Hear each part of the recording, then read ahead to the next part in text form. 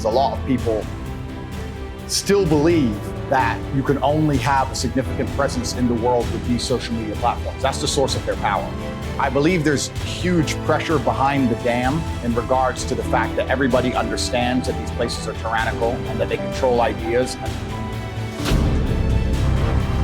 When you have the youth, the masculine youth of the world, thinking for themselves, that's pretty scary to authority.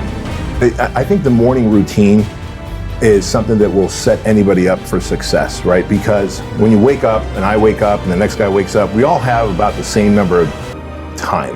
Actually, exactly the same number of time. And so since we know that, that means what you do versus what I do matters. And so if I'm screen sucking, the moment I get up, I'm looking at social media, what's going on Facebook, who's talking about what on Instagram, and you're like, hey, I've got this GSD list. I call it the get shit done list.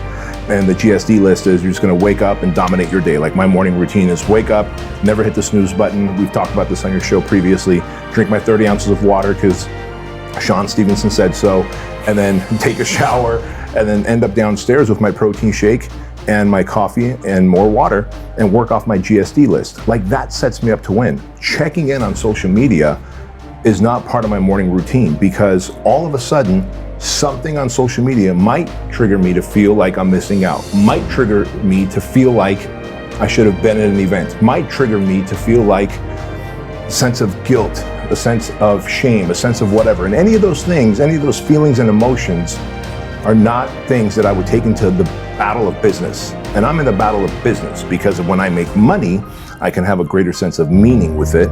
And so I cannot take emotions and feelings and thoughts that I got from social media, especially in the morning, to the battlefield of business where I do most of my heavy work in the morning. So I was always fascinated by motivation, in the workplace especially. How do you motivate a partner? How do you motivate a colleague? How do you appeal to their interests? I talk about this in the book a little bit. I always thought that with colleagues, the biggest motivation was money, right? Salary, perks, bonuses. I thought that was sort of most of the reason why you work. You hopefully work for a little bit of passion as well. There's a quote by Bob Goff, and I'm probably not gonna get this right, but he said basically like his biggest fear was like being successful at the wrong things. And the quote is like way more beautiful than that, but I'm paraphrasing. It's like, I used to have a fear of not succeeding, but my fear now is succeeding at the wrong things. And I think about that a lot. Like what's really gonna matter at the end of my life? And I literally prioritize my life around that. I always tell people as a speaker, I think if you're nervous, if you're scared, you're too into yourself. You're worried about you. You're worried about how you're gonna sound. And as a speaker, your job is to be a servant. Your job is to go out there and serve them. Stop worrying about how you look, how you sound, and get more into serving. And so I would tell myself like, you're being selfish right now. And I was like, I don't wanna be selfish, you know? And so even when I'm scared or I have fear, I'll go to the point where my kids, like I'll go there. Like my kids depend on you. Like I was actually running today by Runyon Canyon. And I was like, if I quit on here, I'm quitting on my kids. It's just things like that keep me pushing. As a sports player, I think it comes from that background. Yeah, leverage questions, I like that. Yeah, leverage questions. Why do you think it's important to move towards things that scare you? Because on the other side of that is your growth. On the other side of that is strength. Even in going through pain, like I look at pain as a positive thing. I'm not talking about putting yourself through pain on purpose, but it's just like working out. You know, the only way you're gonna get strength in your life is if you go through that hard moment, that tough moment. I wouldn't have a story if it wasn't for the sucky times in my life. I wouldn't have a story if it wasn't for me going through my depressed moments. So realize this, just because it's a chapter, it doesn't mean it's your whole story. So for me, I just understand that it's very important to embrace pain, to go through it, because I believe the foundation of all strength is pain. It's less than 1%. It's like 0.000 point. It's crazy. Yes. And I told my son the other day, he's like, I'm gonna make it to the NFL. I was like, you better be working harder than 99% of the people in the world. You know, it's very, very hard. And for me, it was all I ever wanted and knew. It was like no other option for me.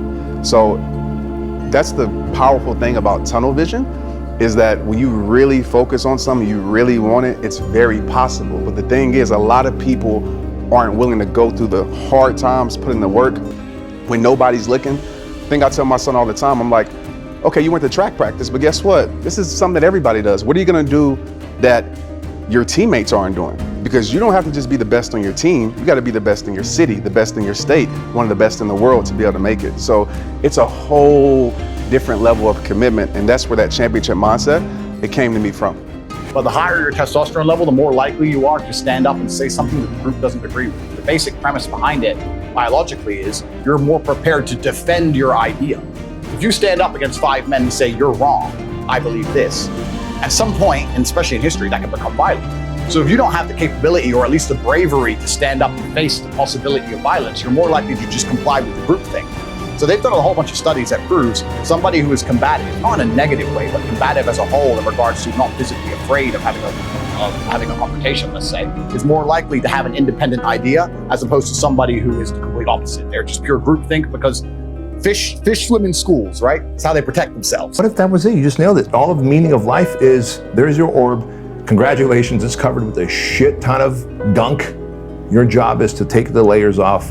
And in the process of taking those layers off, that's the self-work. That's doing the deep work. How boring would life be if we're like, yeah, I know what I'm supposed to do? You know, my quote is, you'll never win your war by running from your battles. And so you gotta step up and you gotta face it. I don't care what it is. It might be something in your past. It might suck to face it. For me, it was facing that my dream was over, my identity. So for somebody watching this, it might be a relationship, it might be a job, but I kept running. And the thing about it, like, you can run all you want, but reality is gonna be right there when you stop, and it's gonna chase you. Or even if it doesn't chase you, it's gonna be right there, you have to face it. So I really let people know that acknowledgement is power. People think if I acknowledge that I'm hurt or I need help is the most powerful thing that you can say. And I realized that in my life, because immediately you have people that are gonna help you and grow your life. Exposing yourself, like in a positive way, obviously, but expose yourself. We think that we always have to be so sheltered, that we have to be so strong, especially with the social media world. It's like, oh, I have to have everything together. That's like a silent depression that's gonna happen. When you suppress things like that, when you smile for the camera but die behind the scenes, which I did so well for so long in my life, you're never gonna fool the person that you see in the mirror every single day. I like to put it like this, and I hope they get it that's watching this, but I've never had so much like peace in the midst of like fear. Never had so much confidence in the midst of like my weakness in that moment. And so when it comes to gifts, think about it like this. Like when someone gives you a physical gift, like Christmas and your birthday, what do? You unwrap it, you show it to the world, you put it on Instagram. You got that same gift inside you that the world needs. And you're doing the world a disservice by leaving your gift wrapped up. Somebody needs your story. My mom told me this and I'll never forget it. She said, Trent, you're assigned to reach people. I don't know how many, but you're assigned to reach people that nobody else can reach but you. She said, everybody has that. And the more you leave your gift wrapped, those people that need your message, that need your encouragement, whatever it is, that need your talent, they're never gonna get it. And you're not gonna leave this world a better place. This is my way of purpose, and I've never heard nobody talk about this, and some people might be like, that's not right. But everybody tells you to find your purpose, right? And I'm just like, where? Like, who has your purpose? Like, the world? Doubt the world has your purpose. The world might have your validation of who you are. They might be like, oh, you're great at this, and so they give you that validation. Talk about this in the book. I believe, and I realized this like last year, and I actually wrote this chapter. I went back and I changed it all because I'm telling people to search for purpose. I believe you are purpose. I believe you are purpose. You're created for a purpose. Like, we know the statistics, it's like a 0% chance of you being you. You are that. So when you operate from there, it gives you that confidence that I am that. It's not something I've searched for. You can take your life wherever you want to take it. What you're looking for is placement, right? It's like, so for me, rehab time is not my purpose. It's my placement. Everybody isn't on all the time. You know, we all have our struggles, our silent battles, as I like to call them. And instead of ignoring those silent battles, I let them out. But yes, I am a person that will tell you, make the world respect your greatness. I'm very firm on that. I'm a person that believes in myself. I'm a person that wants you, because I believe that's contagious. Like, even with social media, I feel like that there is no such thing as failure. I have reframed it in my head as I will experience temporary defeat many times in my life, but I will never experience failure. And once you accept that. Why? What's failure? Why won't you experience failure? Is a choice. And so if you choose not to, like if you choose not to drink any more water from that cup, no matter how much I make you choose not to drink it, it's not gonna happen. So is failure when you actually stop trying? It's when you stop trying. It's a choice to stay down, right? And it's okay to stay down and gather your wits, and then get back up, hence making it temporary defeat.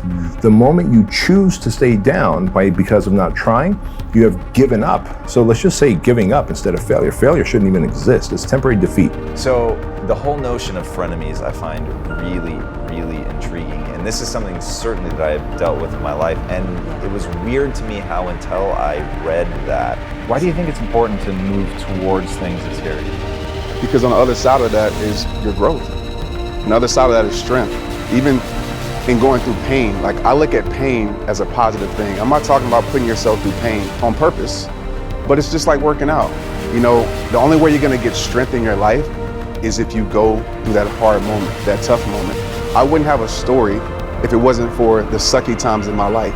I wouldn't have a story if it wasn't for me going through my depressed moments. So realize this, just because it's a chapter, it doesn't mean it's your whole story. So for me, I just understand that it's very important to embrace pain, to go through it, because I believe the foundation of all strength is pain.